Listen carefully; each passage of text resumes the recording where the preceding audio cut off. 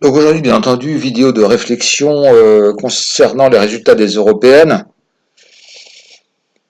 Donc, qu'est-ce qui prédomine dans mes sentiments? Ben, c'est un sentiment de frustration, de lassitude. En fait, on assiste grosso modo à des résultats qui sont pas très surprenants. Le Rassemblement national a gagné, mais de très très peu face à la République en marche, donc qui n'exulte pas, mais presque. Hein. Derrière, ben, il y a les Europe Écologie. Oui, vu que c'est quasiment le seul thème qui a été abordé durant la campagne, donc c'est un peu logique. Bah, les républicains disparaissent, mais ça c'est tout à fait logique aussi. Hein, c'est le regroupement de la classe bourgeoise derrière la République en marche. Derrière, il y a un score absolument pitoyable. Vous avez les socialistes avec Luxman, et puis qui a 6, quelque chose. Tout comme les insoumis hein, qui se cassent la gueule. Moi, je suis très très étonné parce que c'est franchement le parti qui devait surfer sur les gilets jaunes. Hein, donc, il faut voir que c'est quand même étonnant que le peuple se soit pas laissé emberlificoter par ce parti d'extrême gauche islamo-gauchiste. Puis derrière, quand on va plus loin, ben on a Dupont-Aignan qui est à peine à 4, je crois. On a Sino à 1,2, on a Philippot qui est à 0, je sais pas quoi, enfin des scores tout à fait insignifiants. Donc moi mon sentiment, bah, c'est un sentiment que il y a quand même il y a quand même un plafond de verre, hein, qu'on le veuille ou non. Euh, 23%, alors que c'est vrai que la République en marche, malgré les affaires sordides qui se sont accumulées, bon bah c'est la bourgeoisie amorale, hein, de toute façon on est dans un monde où la morale ne compte plus, donc vous balayez la morale, ça donne ça, quoi. Chacun est figé sur ses trucs. Je pense que s'il donne le droit de vote à 15 ans, on aura de Rugy qui sera président de la République. Hein. Voilà. Alors, 50% d'abstention quand même, hein, ce qui veut dire qu'il y a 50% de gens soumis. Moi j'ai voté, hein, donc et heureusement, parce que franchement on a eu chaud quand même, parce que vous imaginez si ce matin c'était 23 pour Macron et 22 pour le Rassemblement national. Je vous laisse, je vous laisse imaginer. Hein. Donc là, on était vraiment très très mal. Hein. Donc malheureusement, Macron n'a pas pris la fessée qu'il devait recevoir. Les Gilets jaunes n'ont pas voté. Les bourgeois, eux, se sont mobilisés, parce qu'il y a quand même une mobilisation. Hein. Donc on ne peut pas dire le Front National s'est bien mobilisé, et les bourgeois se sont très mobilisés. Donc 50% de soumis, donc je suis désolé, à partir du moment où vous ne votez pas, eh ben, quand vous votez pas, il y a un pouvoir en place. Donc tout dépend du pouvoir qui est en place. Donc ça veut dire que ça s'appelle le consentement. Hein, une société libérale qui ne dit mot consent. Hein, donc bah, vous n'avez rien à redire, vous ne contestez pas. Donc la seule pour critiquer un pouvoir en place, seule la contestation compte. Alors, si on élargit un petit peu les choses en Europe et en pro-Europe et anti-Europe, bah, on se rend compte que le clan eurosceptique est extrêmement faible. Hein. Ça représente 15% de la population. Et le camp europhile fait 35%. Et effectivement, c'est une des conclusions qu'a tiré la République en marche. Hein. Donc, l'Europe n'est pas remise en cause. Donc, voilà, ça c'est évident. Voilà. Alors en ce qui concerne les réactions, moi j'ai trouvé une réaction qui est très bien, c'est celle de Cassen, de Riposte Laïque, qui est de bon sens, hein, comme toujours. Bah oui, les gens du peuple hein, qui ont mis la main dans le cambouis, qui ont une vraie vie. Hein.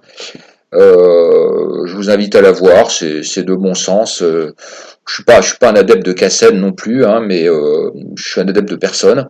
Mais j'avoue que ça, je trouve sa vidéo très logique, très pleine de bon sens. Il triomphe pas du tout. Il est un peu amer, hein, donc il note, il est un peu amer par le faible écart entre le Rassemblement national et Macron, et il a tout à fait raison. Autre réaction, c'est Asselineau. Alors déjà, on a un peu de la peine pour lui parce qu'il pourra pas aller faire des voyages sympathiques avec en compagnie de sa numéro 2. Ça, on est bien dommage pour lui parce que c'est une perspective très sympa, quoi. Donc voilà, il pourra pas. Bon, ben, voilà. Alors des commentaires que moi j'ai trouvé affligeants de politique politicienne où ils trouvent le moyen de se trouver vainqueur parce que ils citent l'élection où il a eu le plus bas score, c'est-à-dire 0,4, et il compare des torchons et des serviettes. Hein. Il n'hésite pas à comparer des torchons et des serviettes et à trouver que 1,2 c'est fantastique. Bon, donc ce que je viens de vous dire, c'est que effectivement, c'est soit un esprit étroit, soit un esprit égocentré, soit de la minorité intellectuelle. À partir du moment où le camp eurosceptique, plutôt soft, fait 15%, je vois pas comment le Frexit peut être un thème porteur. Donc on en est à des années-lumière du Frexit, des années-lumière. Parce que le clan europhile est beaucoup plus europhile que l'euroscepticisme des eurosceptiques. Donc voilà, il aurait dû être. Alors quand on est logique, on voit le score qu'a fait Marine Le Pen avec la ligne Philippot, puis là on voit ce que fait Philippot, on voit ce que fait Asselineau. Donc non, le Frexit ne recueille aucune adhésion, vraiment aucune adhésion. Alors là, je ne sais pas ce qu'il cherche. Alors il dit il faut continuer, il faut continuer. Oui, mais je crois que effectivement, ce que je pense, c'est que Monsieur Asselineau a sa petite boutique, hein, ce dont il accuse le Rassemblement national. Donc il a son petit jouet qui flatte son ego, son narcissisme, mais politiquement, ça ne peut mener à rien.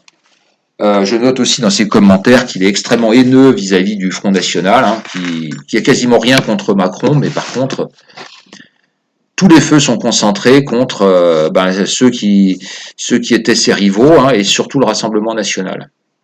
Donc ça veut dire que ce monsieur n'est pas un nationaliste, n'est pas un patriote. Moi je le considère comme un adversaire, parce qu'un nationaliste, un patriote se doit de chercher quand même l'unité. Pas forcément en fusionnant, hein, mais un moment ou à un autre, il doit y avoir des actions de convergence. Voilà, et ça c'est possible. Hein. Moi j'avais dit que j'avais proposé qu'il y ait une sorte de forum, hein, où tous les partis dissidents d'extrême droite seraient conviés sur des thèmes et pourraient s'exprimer. Je pense que c'est pas ça qu'il cherche parce que de toute façon il fait en sorte de couper les ponts, hein, quand on traite Philippot d'escroc, quand on insulte. Donc il fait bien en sorte de voilà. Alors il a sa petite crèmerie avec sa charmante numéro 2. Il est content, ça suffit à son bonheur, hein, ça suffit largement à occuper sa retraite. On est content pour lui, mais moi j'estime que ce type n'apporte rien à la cause nationale. Et moi je le catalogue en adversaire de la cause nationale. Alors après je verrai ce que dit intéressant de voir ce que va dire. J'ai pas vu Vauquelin par exemple, ça peut être intéressant. Et ce que va dire Philippot aussi. Voir un peu comment ils vont se situer, mais moi l'UPR, je le raye de la carte. Ennemi mortel. Un petit mot aussi pour rigoler un peu, c'est Plancard-Dassac. On rappelle que Plancard-Dassac, il avait appelé à voter Bellamy de façon assez fourbe, donc il n'aime pas le Rassemblement national, et lui, son souhait, c'était que Macron arrive en 3e position. Donc il a appelé à voter Bellamy. Alors, heureusement que les gens ne l'ont pas écouté, hein, parce qu'on a eu chaud. Hein. Donc, Monsieur Plancard-Dassac, là, vous êtes complètement disqualifié. Hein, donc, vos émissions, là, où vous êtes face à 2 jeunes et que vous pérorez et vous écoutez parler là, devant 2 jeunes et vous racontez d'ailleurs beaucoup de conneries. Là, vous êtes totalement disqualifié, vous êtes ridicule et on a eu chaud. Hein, parce que là, Macron a failli être premier. Donc là, vous êtes HS, moi je vous discrédite, je vous raye de la carte. Pareil, hein, je vous raye de la carte du mouvement patriote. Moi très clairement, hein, avec votre paranoïa génétique et votre paranoïa, ça tient pas la route. Hein. Donc moi je vous raye résolument. Voilà. Alors, au niveau européen, il semble que plus ou moins les mouvements nationalistes fassent 25%.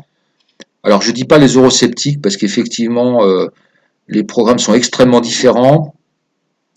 Donc 25% des partis populistes, ce qui ne veut pas dire eurosceptiques, donc des clans très très différents, donc Nigel Farage ou Orban. À ce titre, je vais vous livrer une information qui est très importante. Au niveau de l'ONU, il y a eu un vote concernant le statut de l'île de Diego Garcia, qui est une île de l'océan Indien.